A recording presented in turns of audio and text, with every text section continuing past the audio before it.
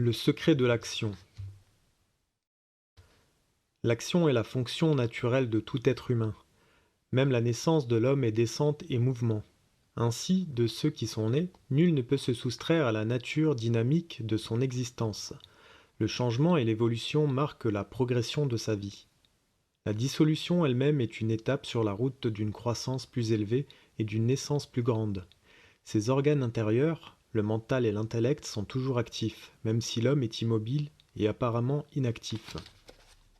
La cessation complète de toute action est chose impossible. Lorsque tu te représentes un état de calme et d'immobilité parfait, tu peux supposer simultanément l'existence d'un état d'intense activité. L'action est donc la base, aussi bien que le couronnement de toutes les manifestations de la vie. Quel est le secret essentiel de l'action ? Quelle est la véritable connaissance derrière le dynamisme de la nature ?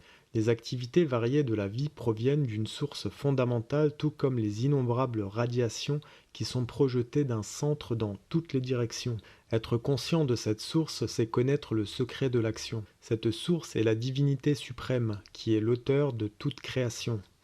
Lorsque les pouvoirs entiers de l'intellect, de l'émotion et de la volonté sont concentrés sur l'éternelle réalité, un être humain atteint dans son action la plus haute perfection.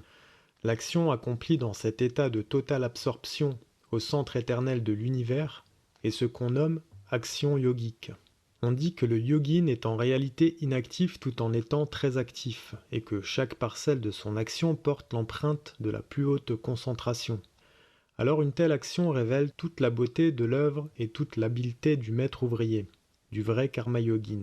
Un tel yogin ne connaît pas l'épuisement, la dépression ou la diminution. Il vit et agit toujours dans la conscience de son moi élevé, Dieu. Car le tumulte et la fatigue appartiennent au moi inférieur. Dans son état d'élévation, le travail du karma yogin est tel qu'il porte loin et dure longtemps. Il laisse sur le monde une trace permanente et bénéfique. Chacune de ses actions, grandes ou petites, constitue une glorieuse histoire. Sa vie est comme une flamme qui brûle et projette sa lumière au loin, en se consumant dans cette œuvre. Elle coule simplement et spontanément.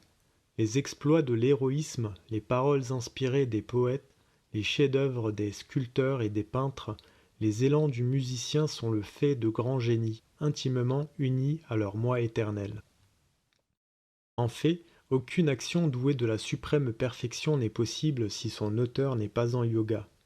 C'est pourquoi le yoga devrait être à la base de toute saine manifestation de la vie. Le yoga ne signifie pas le renoncement à l'action. Il élève l'action à sa plus haute valeur spirituelle. Considère chaque action que tu accomplis dans la vie avec un mental parfaitement uni à ton essence immortelle. Que ton action soit ordinaire ou extraordinaire, tu atteindras les meilleurs résultats en y apportant le maximum de tes capacités. Quand la vie est vécue de cette façon, elle va de succès en succès, en laissant dans son sillage une radieuse impression de pure bienfaisance et de service énoblissant.